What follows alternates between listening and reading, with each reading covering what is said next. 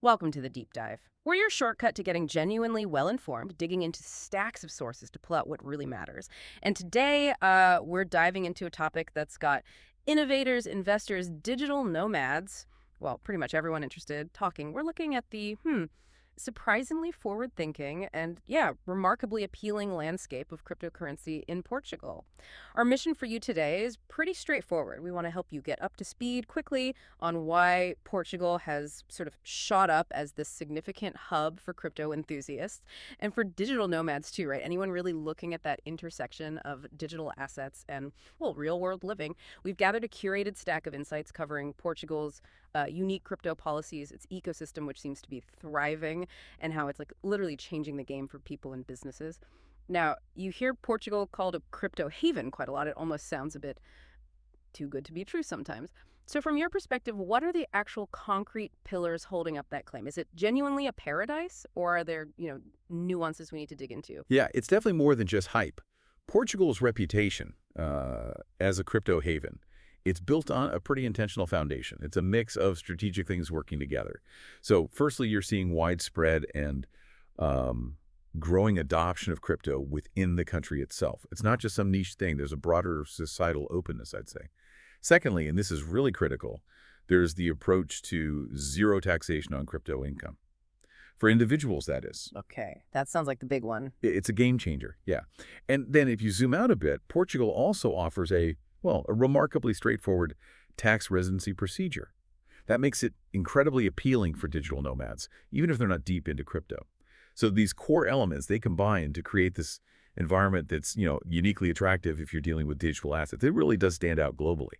It certainly sounds like a remarkably advantageous situation for crypto holders. But, in any kind of perfect storm, there are often hidden currents, right? Maybe potential challenges. Are there complexities or downsides maybe aren't obvious on the surface? Make it less perfect than it seems. We're going to try and unpack all these elements, give you the full picture. Okay, so let's unpack this further.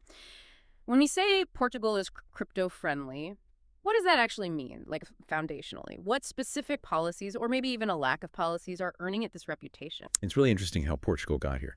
It wasn't always about creating brand new laws. Sometimes it's been through strategic interpretation, or even just deliberately not putting in restrictive policies where others did. So this idea of widespread use, it's not just about how many people hold crypto. It points to a sort of societal openness. Yeah. And a growing infrastructure that actually supports using it in daily life. You are seeing more businesses, it's still a minority, but exploring crypto payments. And there's a growing community that really gets digital assets. But the absolute keystone, the thing that really differentiates Portugal, is that zero taxation on crypto income for individuals. Right. That's where it truly stands apart on the world stage. Just to put it in perspective, think about other developed nations. Like in the U.S., crypto is generally treated as property. So selling it means capital gains tax, which could be pretty hefty, especially for short-term stuff. Yeah, I know that can bite. Exactly. Or look at somewhere like Germany. Crypto held over a year is tax-free, which is good, but short-term gains get taxed. Other places might call it income, maybe even higher rates. Portugal, though, made a very distinct choice, or maybe a distinct interpretation. And that's what set it apart. It wasn't an oversight, It feels like a strategically agile decision. Instead of trying to force crypto into old financial boxes like a lot of places did. Which often doesn't fit well. Right.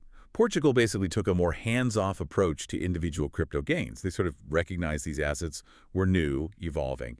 And this deliberate regulatory ambiguity, it wasn't a weakness. It actually became its biggest strength. It created this huge competitive advantage, spurred adoption, and didn't stifle growth with friction. This isn't just some minor tax break. It means if you're an individual buying and selling crypto in Portugal, your profits generally aren't subject to income tax or capital gains tax. Oh, okay. So that directly benefits people by letting them keep a much bigger slice of their crypto wealth.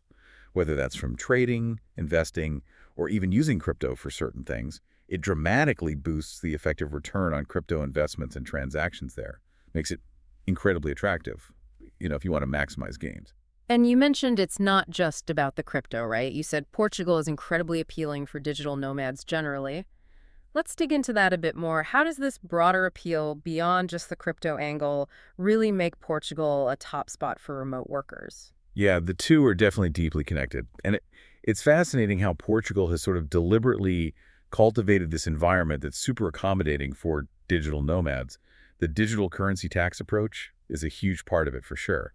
But even beyond crypto, the general ease of setting up tax residency, It's huge for nomads. it really is. Combine that with just an overall appealing lifestyle, and it becomes a prime destination. I mean, we're talking about a country with one of the lowest crime rates globally, consistently ranks high on safety. That's a big draw. Yeah. Huge.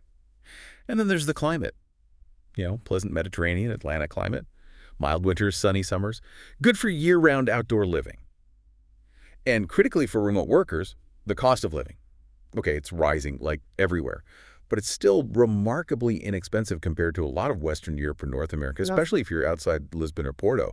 Quality housing, food, services, you can get them for significantly less, stretches that remote income a lot further.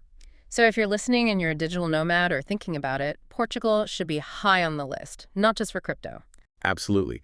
The simple tax residency process means less bureaucracy, less red tape. That's a massive relief when you're moving internationally. Imagine trying to figure out tax compliance in some really complex system. Portugal tries to simplify that.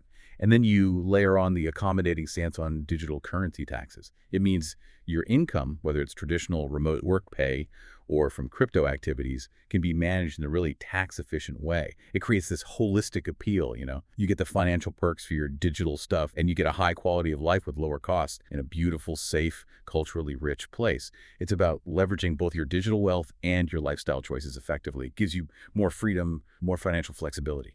Okay, now, this next development really shows Portugal's forward thinking, and maybe feels a bit unconventional if you're used to traditional finance. We're talking about using crypto directly for real estate. Can you walk us through that landmark transaction, the one that set a precedent not just for Portugal, but for Europe? Yeah, this was truly a pivotal moment, and it really powerfully highlights the practical, real-world use of Portugal's crypto-friendly stance. So it was Thursday, May 5th, 2022. Portugal saw the first house sale in Europe completed entirely using cryptocurrency. Entirely. No euros involved at all. Exactly. This wasn't some hypothetical model or a test case. It was a real three-bedroom apartment in Braga. That's a historic city up north. And the property was bought for 3 bitcoins. At that specific time, that was worth roughly 110,000 euros. Wow. And the key detail, a really significant part, is that phrase, without conversion to euros. Why is that so important? Because it fundamentally bypassed the traditional financial system for the actual asset exchange. Usually, even in places that are crypto-friendly, if you want to buy a house with crypto, the standard legal process involves converting your crypto to fiat currency, like euros. Then you use those euros for the transaction. Right, which sounds like it adds steps and costs. Exactly. Multiple layers of fees, potentially. Conversion fees, maybe capital gains tax on the conversion if your crypto went up. Plus, it adds complexity, time, probably another financial intermediary. The fact this Braga deal happened solely with crypto, no euro conversion in the middle, shows this direct utility. Yeah. An unprecedented level of acceptance for crypto as a direct medium of exchange for something as significant as property. It signals a really profound shift. Integrating digital assets directly into normal economic activities. Legitimizing crypto not just as an investment you hold, but as something you can actually spend on big purchases. It's not just holding, it's using. Precisely. Using it in a truly transformative way. So was this just a one-off, like a clever loophole somebody found that got closed quickly? Or is the system actually catching up to this new reality? What did that sale mean for future deals like it? That's a really important question. And the answer is the system is actively catching up. It's adapting. The Order of Notaries, that's the ON in Portugal, they saw this clear interest from real estate investors in using crypto. And they're not just watching, they're being proactive. They are, right now, drafting a comprehensive law. The goal is to give notaries clear, precise instructions on exactly how to prepare deeds when homes are bought or sold using cryptocurrency. Okay, that's crucial because notaries are central to property deals there, right? Absolutely central. They have a legal mandate to validate property transactions, ensure everything's legal, secure, maintain the property registry's integrity. So getting clarity for them is vital for mainstream adoption. And a key part of this new framework will be strong safeguards against, well, illicit stuff. The ON will be specifically looking for any signs of money laundering, making sure that as these innovative transactions become more common, they stay transparent, secure, and compliant with AML regulations. Makes sense. But here's what's really ingenious, how the new legislation will classify these deals. They'll be treated as a barter business. Barter. Like swapping goods. Essentially, yes. Where products, the property are swapped directly for cryptocurrency. This barter classification, it's not just a legal trick, it's actually quite brilliant. It recognizes the basic nature of a direct value exchange. It kind of sidesteps the whole legacy financial systems definitions of currency or asset sale. Avoiding getting bogged down in old definitions. Exactly. It cuts out layers of complexity and potential tax issues that would pop up if they tried to force crypto into traditional frameworks. It simplifies it to a direct swap of values, makes the legal path much clearer. It shows a really deep understanding of crypto's potential as a medium of exchange, not just something you invest in. This real estate stuff is definitely groundbreaking. But let's step back a bit. Beyond the headlines, how big a deal is this really for Portugal's overall economy? Are we talking as a potential transformation in foreign investment? Or is it more niche, appealing just to a very specific kind of crypto investor? Well, if you connect this to the bigger picture, the anticipation is for potentially exponential growth in the real estate economy, specifically fueled by this new clarity. Portugal's already showing really encouraging trends in the broader digital economy anyway. Burgeoning tech startups, more remote workers, a government pushing digitalization. Right. These specific moves to formalize crypto real estate, they're set to amplify that growth. Why? Because formalization provides legal clarity and security, and that is absolutely vital if you want to attract significant foreign investment. Without clear rules, big investors just stay away. Okay, that makes sense. Uncertainty is bad for big money. Precisely. Now, think about it from the perspective of someone who's crypto rich. Globally, there are many people holding substantial wealth in digital assets, but they often face huge challenges turning that into traditional wealth, especially for big buys like real estate, without facing massive taxes or complex regulations back home. Yeah, the on-ramps and off-ramps can be tricky and expensive. Exactly.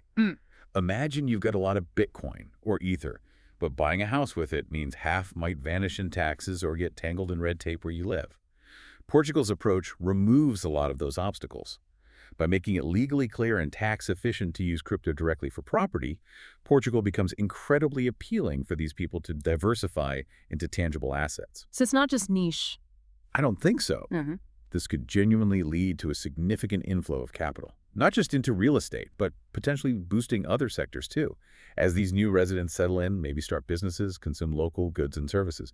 It positions Portugal as this forward-thinking, adaptive economy that doesn't just tolerate innovation in digital wealth, it actively welcomes it. That could potentially transform its economic landscape. Okay, so beyond the financial incentives and the real estate breakthroughs, Portugal also seems to be kind of rolling out the welcome mat for people generally. What makes their visa program so progressive and appealing to a global audience, especially maybe those interested in crypto? Yeah, Portugal's definitely adopted a generally progressive visa scheme.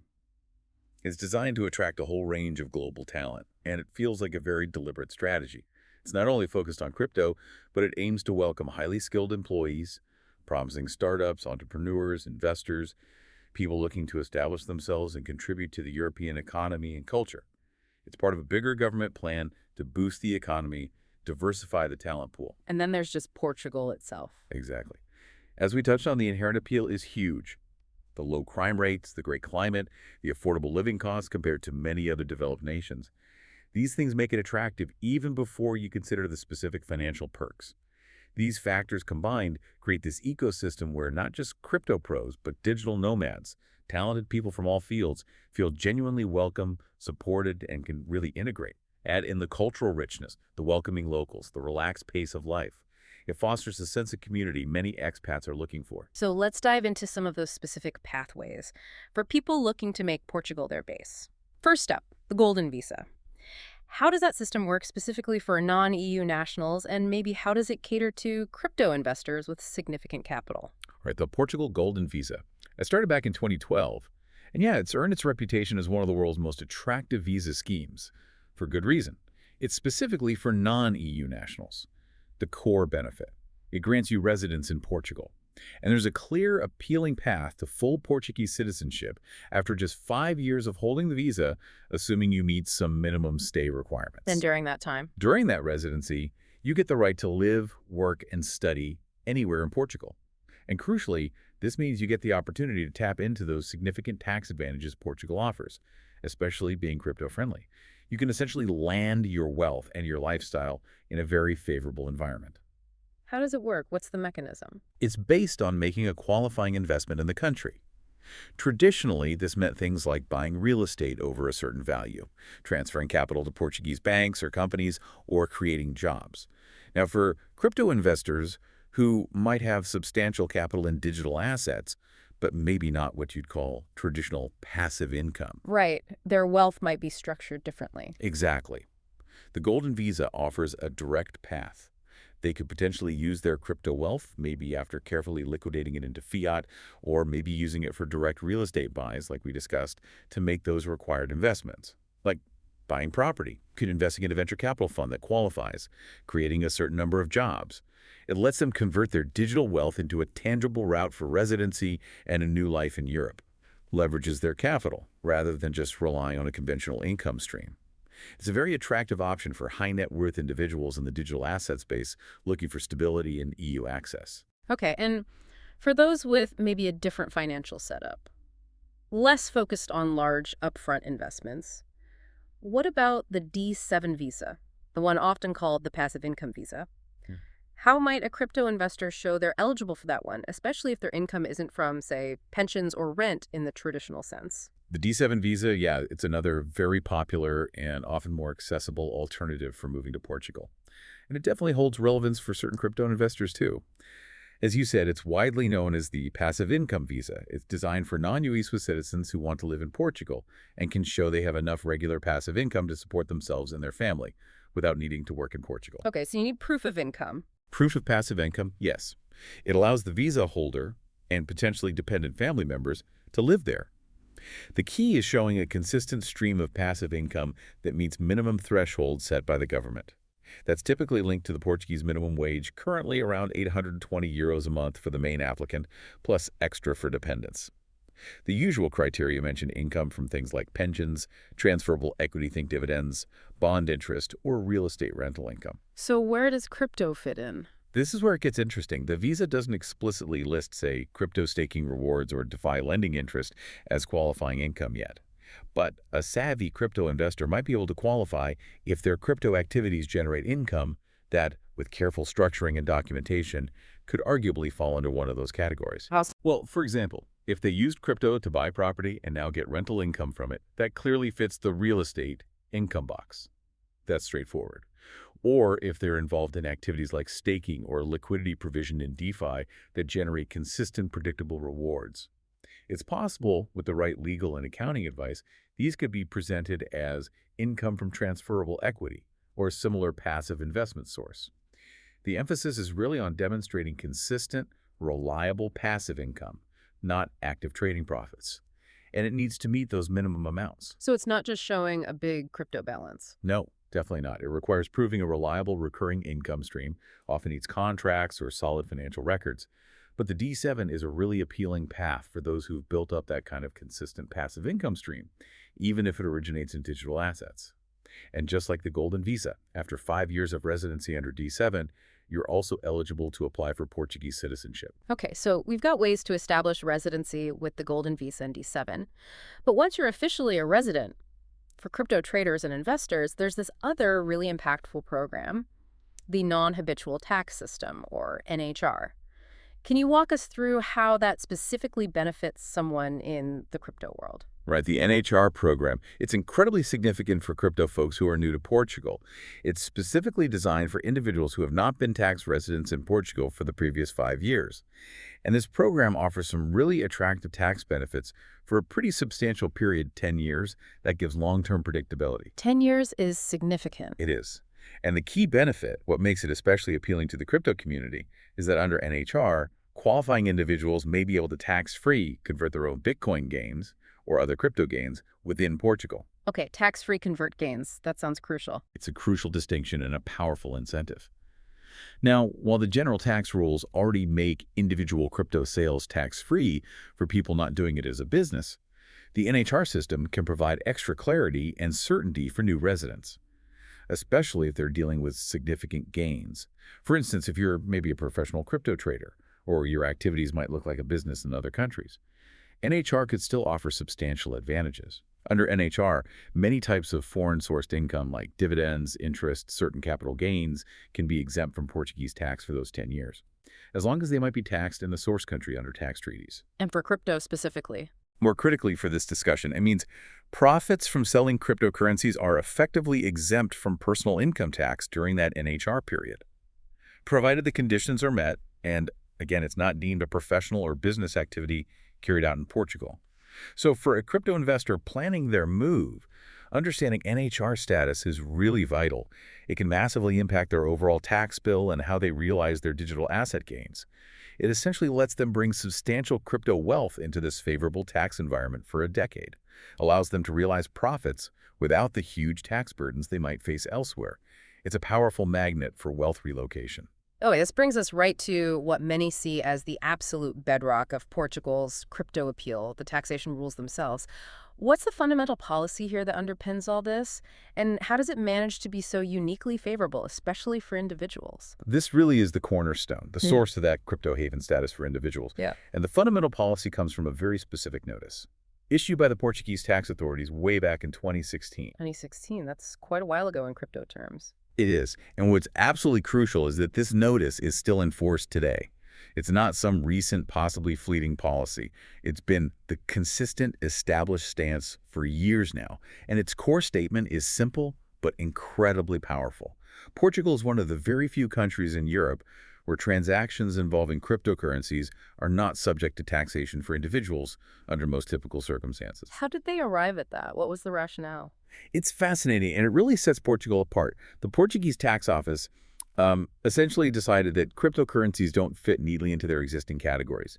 They don't classify them as currencies in the traditional sense like euros or dollars, Okay. nor do they classify them as financial assets like stocks or bonds. Ah, so if they don't fit the existing boxes. Exactly. Because they don't fit neatly, their returns are simply not included within capital profits or financial gains that would normally be taxed for individuals. Think about it. Most countries wrestle with how to fit crypto into old tax frameworks. Often leads to complex rules, high taxes, maybe even double taxation. Portugal instead effectively said, well, if it doesn't fit our current definitions for individuals, we won't tax it under those definitions. So in the absence of a clear, specific rule for taxing cryptocurrencies, the practical result is that Portugal remains tax-free for selling cryptocurrencies for individuals, as long as it's not seen as a professional trading business. So it's almost a benefit derived from a lack of specific regulation in a way. You could say that. This deliberate legal ambiguity, or maybe just this pragmatic lack of a specific tax framework for personal crypto holdings, it translates directly into a massive tax advantage. It means if you buy Bitcoin, hold it, sell it later for a profit, that profit generally isn't taxed at the individual level. Makes it incredibly attractive for personal trading, long-term investing, wealth management. Gives a level of freedom and financial retention that's really hard to find elsewhere. Okay, that's incredibly clear for individuals. But is it just tax-free for absolutely everyone across the board, or are there important distinctions, especially for listeners thinking about setting up a crypto-related business there? That's a really important nuance, and yes, it's often misunderstood. It's vital to clarify the distinction. While it's broadly true that profits from buying and selling crypto for individuals are generally not taxed, it does depend a bit on the type of activity. The crucial caveat comes when we talk about companies, or if an individual's crypto activity is considered a professional or business activity. Ah, okay. So businesses are different. Yes. Companies offering services connected to crypto, like, say, an exchange platform, a mining operation, a blockchain development firm, maybe a crypto lending service. Those companies are subject to taxation on their capital gains and profits. The rate typically ranges from 28 to 35%. Which sounds more like standard corporate tax rates. Exactly. It aligns with standard corporate tax in Portugal, just like any other business would be taxed on its profits. Could you give a quick example to make that distinction really clear? Sure. Let's say you, as an individual, buy some Ethereum. You hold it for personal investment. Later, you sell it for a personal profit. That profit would typically fall under that tax-free umbrella for individuals. However, let's say you set up a company in Portugal, and that company operates a crypto exchange, charging fees. Or maybe it does high-frequency trading as a business.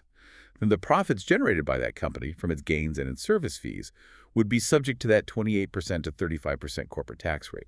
Got it. So the tax-free status really benefits the individual investor or occasional trader most directly. Primarily, yes. not necessarily a large crypto business operating like a traditional company. It's quite a balanced approach, actually. It allows Portugal to attract individual wealth and investment while still maintaining a fairly standard corporate tax structure for businesses operating in this space. It sounds like Portugal isn't just, passively benefiting from this whole crypto trend. They seem to be actively trying to foster innovation and build out an ecosystem. What are they doing at a governmental level to promote digitalization and attract this kind of talent beyond just the tax policies? That's absolutely right. Portugal is being very proactive, signaling a real long-term commitment here. Back in April 2020, they adopted a pretty comprehensive plan called the Digital Transitional Action Plan. The main goal: promote digitalization across basically every sector of the economy and society. Yeah. And through this strategy, the government explicitly said it's committed to offering the essential environment needed for corporate innovation and digital transformation. So it's not just talk. There are actual initiatives. Definitely. It's backed by concrete initiatives designed to lay the groundwork for a future-proof economy. One key initiative calls for establishing technological free zones. Okay, technological free zones. What does that actually mean for entrepreneurs or developers? Think of them like dedicated innovation sandboxes. There are specific areas where companies can experiment with new tech, like blockchain, but with significantly streamlined bureaucratic processes. Less red tape. Much less red tape, faster approvals for projects that might get stuck in normal regulations. There's also potential for lower corporate taxes, specifically within those zones. That's a big incentive for startups and R&D heavy companies. Plus, these zones are meant to provide access to specialized infrastructure, high-speed internet, data centers, and also to foster talent pools, maybe by encouraging universities or research groups to collaborate there. So it's about removing barriers to innovation. Exactly. Removing common barriers to rapid development, encouraging real innovation, and attracting both local and international tech companies, both startups and established players. It's about fostering a truly dynamic environment for advancing tech like blockchain and other digital sectors. Helps build that vibrant community working on cutting-edge stuff. And it seems like the crypto community itself is really thriving there, not just financially, but culturally too. Are there big events happening that add to this haven status beyond just tax breaks? Definitely. The growth of the crypto community in Portugal has naturally made it a significant place for major industry events. And that absolutely solidifies its status as a hub, creates a real sense of belonging and collaboration. For example, the big Ethereum conference, ETH Lisbon, was held there in October 2021, drew thousands of developers, investors, enthusiasts from all over the globe. Those events are usually huge for networking. Massive. They're not just talks. They're huge networking opportunities, places for deep knowledge sharing, and powerful magnets for talent. Draws in some of the brightest minds in blockchain. The energy is palpable, fosters innovation and collaboration that then spills over into the local scene. And beyond just the technical stuff, Portugal's embracing the cultural side too. Following the NFT boom, Lisbon hosted Europe's first crypto art festival called Rare Effect back in May 2021. Crypto art, okay. Yeah, showcasing digital art, music, fashion, all using blockchain tech. Events like these are really important. They add to the haven status in ways beyond tax. They build a strong community, let people and projects connect, collaborate, share ideas face to face. They also act as talent magnets, drawing creative and technical people who want not just financial benefits, but a supportive, vibrant environment. Ultimately, they raise Portugal's profile as this dynamic, forward-thinking center for innovation and digital culture. Makes the crypto community feel genuinely at home and empowered. Okay, so for anyone actually looking to engage with crypto there, buying, selling, transferring access to regulated exchanges is pretty fundamental. What's the landscape like for that? And what's the Bank of Portugal's role in this? That's a critical point, yeah. A truly functioning, trustworthy crypto ecosystem needs reliable infrastructure. The Bank of Portugal, being the central bank and financial regulator, plays a vital role here. They legitimize and safeguard crypto activities by overseeing and authorizing exchanges and platforms. That regulatory oversight builds confidence. So they are getting involved. Yes. In October 2021, Cryptologia became the first crypto exchange in Portugal to get official permission to operate from the Bank of Portugal. That was a big milestone, a clear regulatory stamp of approval. Cryptologia is based in Estoril, operates a smart token. Its authorization means people can confidently use euros to buy over 90 different cryptocurrencies through a regulated entity. Offers variety and security. Are there others now too? Yes. Beyond Cryptologia, the Bank of Portugal has since authorized several other platforms for virtual asset investment and transactions. It shows a methodical, expanding regulatory approach. Other prominent examples include Kumardas and Matosa, they're based in Braga, operate as Mind the Coin, and Luso Digital Assets, which is down in Funchal, Madeira. What's particularly interesting about Luso Digital Assets is that, besides exchange services, it was also explicitly permitted to transfer virtual assets, like cryptographic keys. Transferring keys. Why is that significant? Well, the Bank of Portugal authorizing these platforms generally signifies legitimacy and safety. It tells users these are vetted, compliant places adhering to AML and KYC rules, builds crucial trust, encourages safer adoption, and the permission to transfer cryptographic keys, it's subtle but important. It shows Portugal understands crypto ownership isn't just numbers on a screen, it's about holding those unique digital keys that prove ownership. Allowing their direct transfer, not just fiat conversions, legitimizes the core idea of decentralized ownership within a regulated framework. It suggests a sophisticated grasp of blockchain beyond just simple trading. So yeah, it ensures the essential infrastructure is both accessible and secure under clear rules promoting healthy growth. Okay, so wrapping this all up, what does this really mean for you, the listener? Whether you're deep in crypto already, a digital nomad, or maybe just curious about what's happening, it seems pretty clear Portugal has cultivated a genuinely unique environment. Yeah, I think if we look at the bottom line here, it's clear the crypto sector has really moved out of the shadows. It's become a frequently used way to exchange currencies, make payments globally, and Portugal has strategically placed itself right at the forefront of that shift, not by accident, but through deliberate choices, policy, and openness. You got this convergence of really attractive tax incentives for individuals, a genuine push for innovation with things like the Digital Action Plan and free zones, and remarkable flexibility with migration through visas like the Golden Visa and D7. All these factors combine. Portugal really does emerge as an ideal spot for people ready to dive into the crypto journey, offers a comprehensive, supportive environment for living, working, investing in this digital age. It's a rare mix of opportunity and quality of life. And as you think about all this, maybe consider this question. If Portugal keeps leading in this space, how might its unique integrated approach blending crypto-friendliness with digital nomad attraction, how might that influence other nations? Countries looking to attract similar talent and investment. Could Portugal's model become a kind of blueprint for a new digital economy? And maybe another layer to ponder. Yeah. How might this ongoing legal formalization, like the notaries, drafting specific laws for crypto real estate, how might that shape the future integration of digital assets into traditional economies? Not just in Portugal, but worldwide. It's a really fascinating experiment playing out right now, potentially showing us what a truly decentralized yet regulated financial future might actually look like. We really hope this deep dive has given you some maybe surprising insights and a clear picture of Portugal's unique place in the crypto world. We genuinely love to hear your thoughts, your questions on this, so please leave us a comment on our channel. And if you found this deep dive valuable, give us a like and definitely subscribe to our channel if you haven't already. Your support honestly encourages us to keep digging, keep providing good information, and hopefully open the door to Portugal for more people around the world.